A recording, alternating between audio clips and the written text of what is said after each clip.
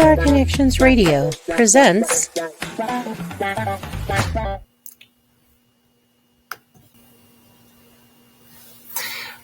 Welcome to Vegas Hockey Hub here on PRConnectionsRadio.com, the voice of new media. I'm your host, Ian Rachiele, and on this edition of Vegas Hockey Hub Recap, we are going to be breaking down and discussing the latest game that happened for your Vegas Golden Knights, and that is going to be on this edition of Vegas Hockey Hub Recap here on PRConnectionsRadio.com, the voice of new media.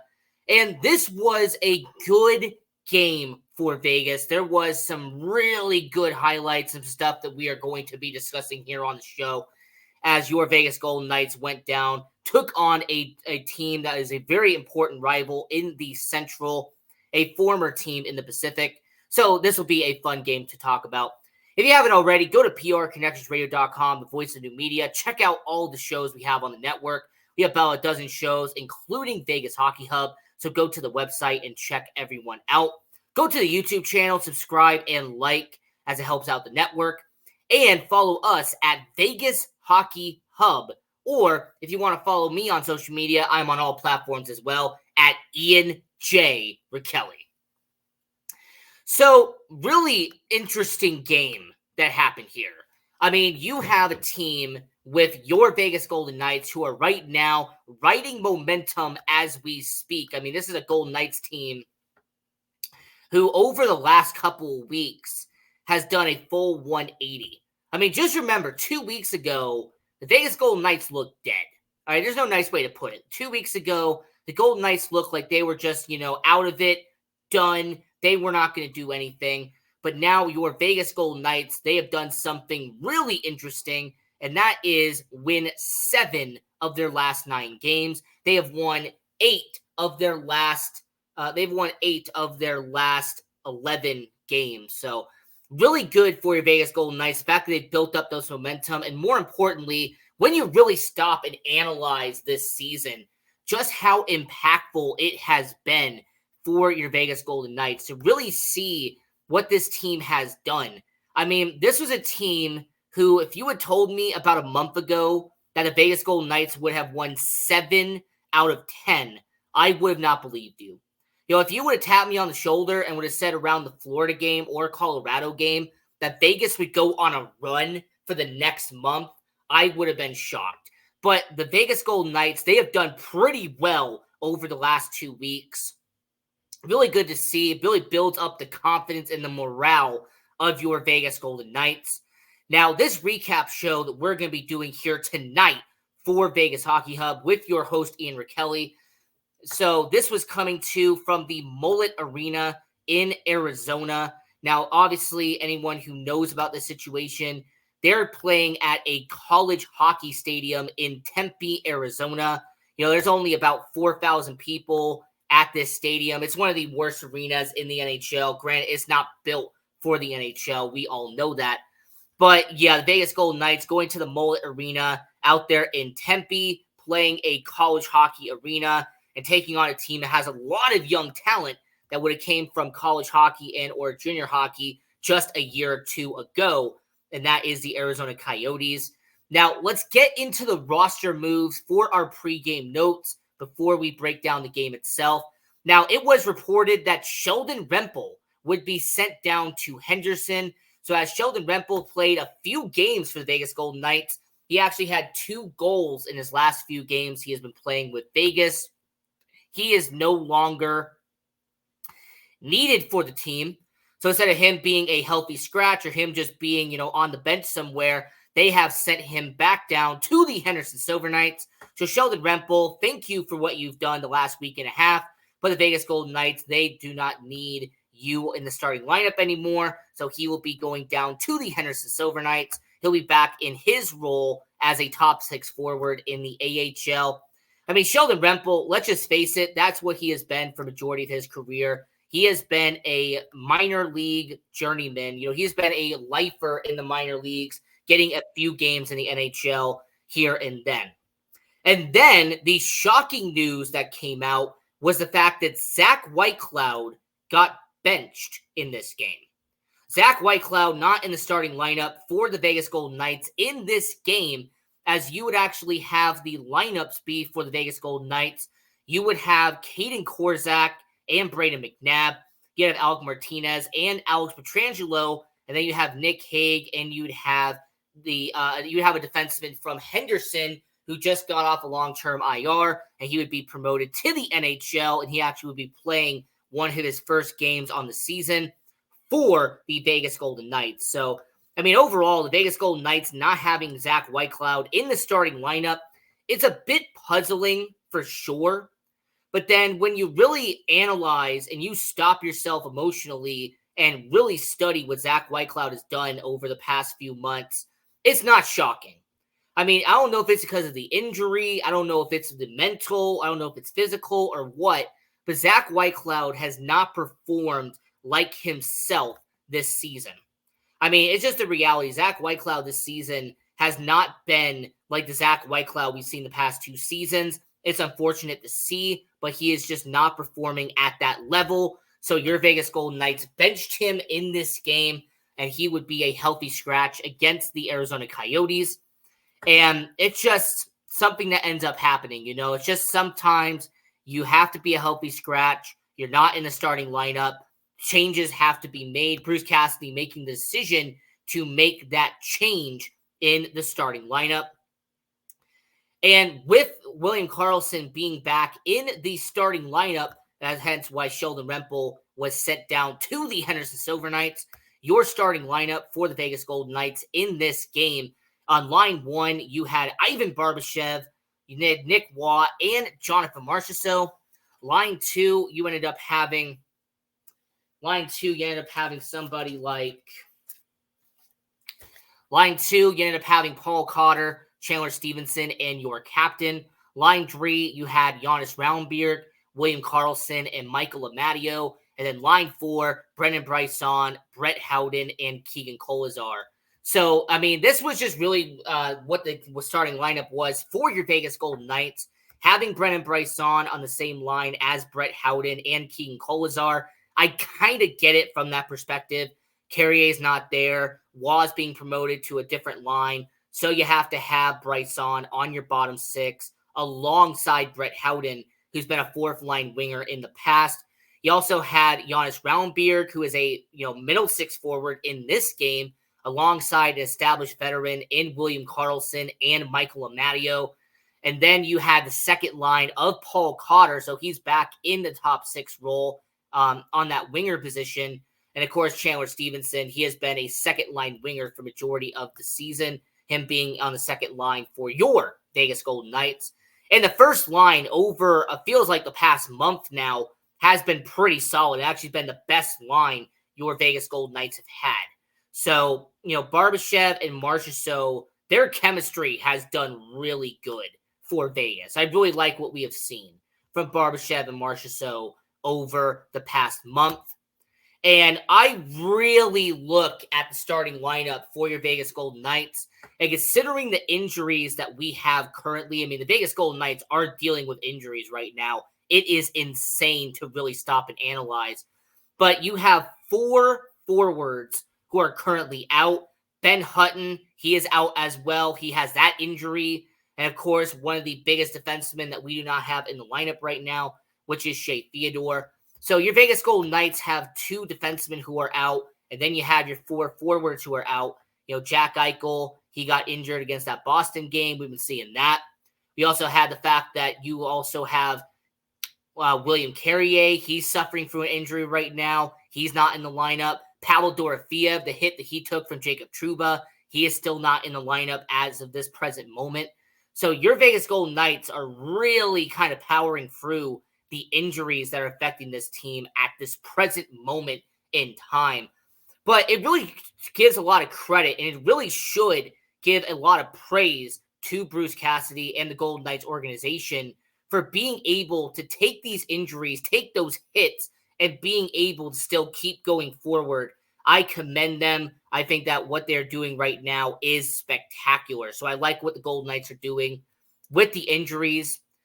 In net is Adin Hill. So Adin Hill, once again, being in net for your Vegas Golden Knights. This is actually the 5th game out of 6 that Adin Hill has started. So Logan Thompson, he started the game against Detroit, but 5 of the last 6 games, Aiden Hill has been in net. He has been spectacular for your Vegas Golden Knights, as Aiden Hill has actually won his last 4 starts with your Vegas Golden Knights. So Aiden Hill, ever since he's come back from injury, he has been a really good player to get back from the IR. And anytime you can get a goaltender who at one point to begin the season was a top 3 goaltender in the league, a guy who was a Vezina Trophy kind of nominee to begin the year in Aiden Hill, someone who helped the Golden Knights win a Stanley Cup championship last year. It is so vital and really good for Vegas to have him in net in the crease.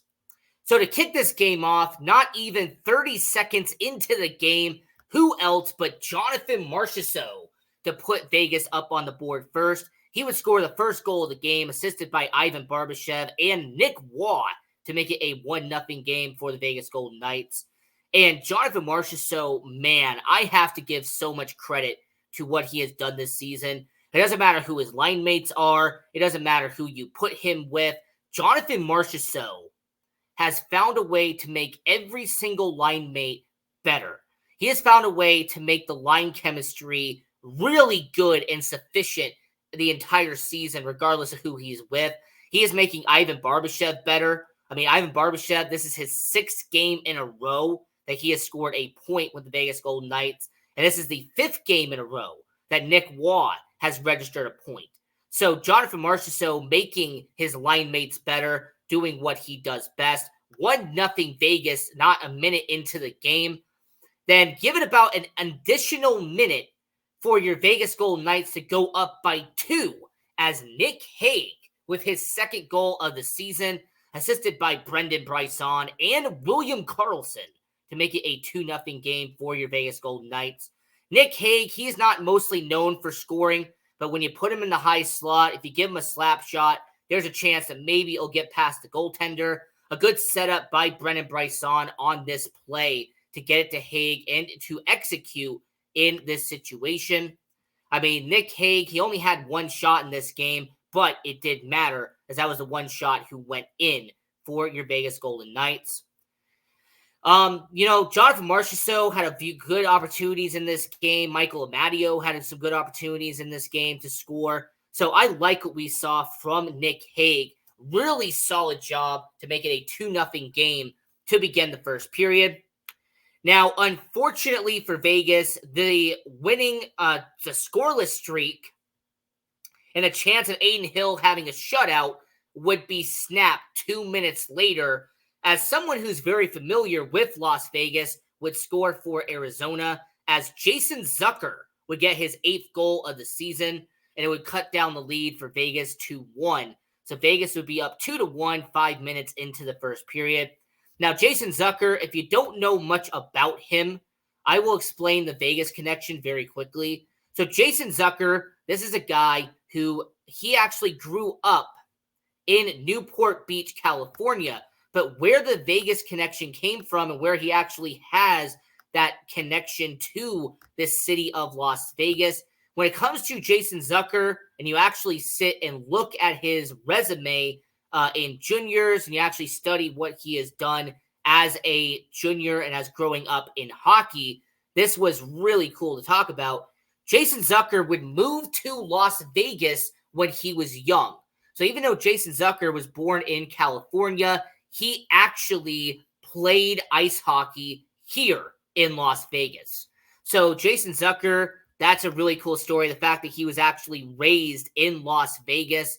So even though he was born in California, he was raised here in Las Vegas. So yeah, really cool story there. So Jason Zucker, a guy who's very familiar with Las Vegas, him scoring that first goal for the Arizona Coyotes, it would make it a 2-1 game for the Vegas Golden Knights. And if you need someone to score a goal recently, if you need a Vegas Golden Knight to get on the board and to get on the board efficiently, for the last 5 games, if you call anyone's number, it's going to be number 20, and that's Chandler Stevenson. As 2 minutes after the Jason Zucker goal, Chandler Stevenson with his 10th goal of the season to make it a 3-1 game, assisted by Paul Cotter and your captain. So Chandler Stevenson, very good setup here. I like what Paul Cotter did on this play as well. But Chandler Stevenson, I have to acknowledge and give him credit for what he has done as of late. Chandler Stevenson, who did struggle, in really the beginning months. I mean, November and December, it felt like Chandler Stevenson was kind of just there. Like he just existed for the Vegas Golden Knights. Well, over the last couple of weeks, Chandler Stevenson has really provided a good amount of security and a good amount of stability to the middle six for your Vegas Golden Knights. And just to really bring this up and establish this, Chandler Stevenson, he has scored a point in back-to-back games, and he's had goals in back-to-back games. But what's really cool about Chandler Stevenson is that he has had 4 goals in the past month, and it's also the same Chandler Stevenson who had a 5-game point streak in the middle of last month. So overall, Chandler Smith. Hey, Chandler Smith, you're a NASCAR driver. Shout out to you. But Chandler Stevenson, 10th goal of the season. He has really taken off, and he has really become a stability guy in the middle six. I like that. I can appreciate that about Chandler Stevenson. So his 10th goal of the season to put the Vegas Golden Knights up by 2 at Mullett Arena in Tempe. And your Vegas Golden Knights, really interesting guy, actually happened in the first period. Michael Amadio, there was a chance for him to actually get the puck in the back of the net, and it just went wide. So Michael Amadio, even he had a chance to kind of even up the score and add one more to the goal column, but it just did not execute. And for the rest of the first period for your Vegas Golden Knights, the only thing that happened was Jason Zucker getting a tripping penalty against Alex Pietrangelo, and that was it. So at the end of the first period, it would be a situation where the Vegas Golden Knights would be up by 2 goals, 3-1. Now, the second period, there was no goal scored in the second period, and the only notable incident that happened was a hooking penalty on William Karlsson, so he would go to the box for the Vegas Golden Knights. Your Golden Knights would be on the penalty kill for the first and only time in this game, and a very solid job by Vegas as they would actually kill off this penalty kill and go 1 for 1 on the penalty kill. So solid job by the Vegas Golden Knights. I like what they did here with the special teams. And getting into the third period, the Vegas Golden Knights will still be up by 2 goals, but unfortunately, 5 minutes into the third period, Clayton Keller with his 21st goal of the season by the Arizona Coyotes, assisted by Nick Schmaltz. It would be a 3-2 situation for your Vegas Golden Knights. So it would get a little bit tighter. It would get a little bit closer to the Vegas Golden Knights at that moment in time. But good news for Vegas. Really solid news for Vegas as they would actually hold off the Arizona Coyotes for the remaining 15 minutes. And your Vegas Golden Knights, they would be able to not let Arizona score at all. There was even an opportunity in this game. And if I butcher the name, I really apologize for it. But Lawson Krause, he had an opportunity actually in the third period that had a chance of getting past Aiden Hill. But Aiden Hill made a fantastic save to actually save the ball game and to save a win for your Vegas Golden Knights. As the Vegas Golden Knights would pick up the victory in Tempe and would get an additional 2 points for your Vegas Golden Knights. So overall, a solid game for Vegas. I like what I saw from them. And this was a situation where your Vegas Golden Knights, they go on the road, they go to Arizona, and they take care of business when it matters the most. So I like what I saw from Vegas in this game. There's some spotlights and some stuff that we can definitely talk about. But more importantly, when it comes to Vegas, I really study and analyze this game. And it's going to be one of those games that when you look back at it towards the end of the year, it's going to be a game that you can really sit here and praise because your Vegas Golden Knights did what they had to do. So, overall, the Vegas Golden Knights, they executed. They had a solid 60 minutes of hockey, and they picked up the win. Your player of the game for your Vegas Golden Knights in this matchup, I will be giving it to Chandler Stevenson Now, not only did Chandler Stevenson score a goal when it mattered the most, but this is also the same Chandler Stevenson that in this game tonight, he executed time and time again. When you have Chandler Stevenson on the same line with Paul Cotter, this is someone who had 2 shots on net. He had made some block shots. He had some takeaways in this game. I mean, Chandler Stevenson was everywhere on this night for your Vegas Golden Knights. So Chandler Stevenson, player of the game here on Vegas Hockey Hub Recap with your host, Ian Rachiele. And Chandler Stevenson, like I said, he has really been building momentum over the past month, and he has done really solid back-to-back games with a goal for the Vegas Golden Knights. So Chandler Stevenson, he is your player of the game on Vegas Hockey Hub. Really good game by the Vegas Golden Knights. Once again, anytime you can go on the road and you can pick up a victory is solid news for Vegas. And, your Vegas Golden Knights right now, the Pacific Division is getting tighter and tighter and tighter. I mean, the Vancouver Canucks are starting to pull away for sure, but the Edmonton Oilers and the LA Kings are still in that battle with the Vegas Golden Knights. So it's going to be a very tough Pacific Division for sure. You could definitely see some standings and some positions being moved around, and the seeding is going to keep getting swapped around in the Pacific Division. But yeah, Vancouver, I mean, they've done really great this season. They're really starting to pull away at this point. But the Edmonton Oilers, LA Kings, and Vegas Golden Knights are kind of under that umbrella here. There's kind of this little cushion area here for the Vegas Golden Knights. So every point will matter for the remainder of the season when going up against them. And speaking of the win-loss record, you see it on your screen right here, right now for your Vegas Golden Knights. And this season, there's been some ups. There's been some downs. It's been like a roller coaster, really, for the Vegas Golden Knights this year. But this season, the past month, really, has been a reflection on how well Vegas can be. And the fact that your Vegas Golden Knights have won 4 of their past 5 games. The fact that Adin Hill currently has won 4 games in a row with the Vegas Golden Knights. I like what we're seeing from them. This is a very solid record at this moment in time. And when you really appreciate the Vegas Golden Knights, this is a team that if everything goes well, and there's still plenty of time to mess things up, believe me, I know. But if everything goes well and everything goes according to plan, this is a playoff caliber team. And this is a team that when I said back in September, when I did my prediction video, when I had the Vegas Golden Knights beating the Carolina Hurricanes in the Stanley Cup Finals to win back-to-back Stanley Cups, this is a team that I truly could see doing it.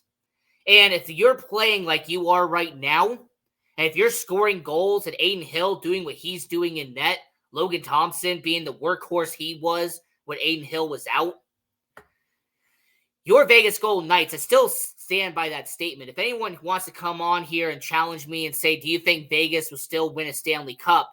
I will look you in the camera and say, yes, the Vegas Golden Knights are still going to win a Stanley Cup. I still trust this team. I still believe in Vegas. And regardless of where the seeding is, regardless of who they play, this is going to be a Vegas Golden Knights team that is going to be deadly come playoff time. Now, since we have about 5 minutes left here on Vegas Hockey Hub Recap, can we just talk about Mullett Arena for a split second? What a terrible NHL quality arena this is. Like, people are saying that the attendance is 4,600 people, but where is the energy?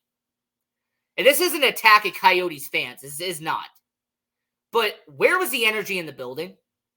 Like, you're listening to the telecast. I thought it was on mute. Like, you listen to Mullett Arena, and I thought I could hear pin drops. Like, this arena, I don't know if it's because of the situation of the arena. I don't know if it's because of the stadium and actually where the sounds are. I don't know if it's because of the amplifiers. I don't know what it is. But it sounded dead. That's really what it sounded like. Like, this arena just seemed like they were unenthused. They just seemed like they didn't care. The fans, there wasn't that much energy in the arena. Like, this was a really bad game to watch as a fan because, you're used to hearing the oohs and the ahs and the cheers and the applause. And you heard a little bit of it. You heard a little bit of it, but you didn't hear the loud claps and the loud cheers. I mean, that's not what you heard. So, this is just a situation where Mullett Arena is a temporary facility. I know the Phoenix Coyotes, Arizona Coyotes, still trying to figure things out. But yeah, Mullett Arena, it's just not an NHL quality arena. I mean, if they were going to play in the Western Conference Finals like the Vegas Golden Knights did last year, would they have to move to a different arena? Like, hypothetically speaking, okay, this is so hypothetical. Please just ignore, just stick with me here. Let's say that the Arizona Coyotes did what your Vegas Golden Knights did last year, and that's make the Western Conference Finals. Are you going to be able to fit 5,000 people? And considering how important and how valuable playoff tickets are, would a 5,000-seat arena be acceptable for the NHL? Or would they have to force the Arizona Coyotes to go to the America West Center, which is where the Phoenix Suns play? Would they be forced to play at one of the college basketball arenas? Or would they be forced to play at one of the other stadiums in Arizona? Or would it have to be a situation like we've seen before where they're forced to play all of their games on the road because their playoff tickets, it wouldn't even matter because those 5,000 seats wouldn't be enough for a playoff series? Like, this is a situation that I just really stop and analyze, and I look at what Mullett Arena is, and even if Arizona somehow made the playoffs, I'm not saying they're going to, but let's just spitball real quick. Would the NHL actually be okay with it? Or would they be forced to play somewhere else? Because Mullett Arena is not a NHL caliber arena. It's a temporary facility they're using for now because they got kicked out of their last two stadiums. It's Arizona's Coyotes team that has, defaulted on payments before. It's Arizona Coyotes ownership that has lost money hand over fist. They've lost arenas. They've had problems with the cities. They've had problems with, even the state of Arizona itself. So, yeah, unfortunately, the Arizona Coyotes playing at Mullett Arena, I don't really know how else I can be positive except saying you're an NHL team and you're playing at a college hockey arena. You're not T-Mobile Arena, that's for sure. Now, this is Vegas Hockey Hub Recap. I'm your host, Ian Rachiele. And until next time, continue watching hockey, go support junior hockey, and go Knights, go!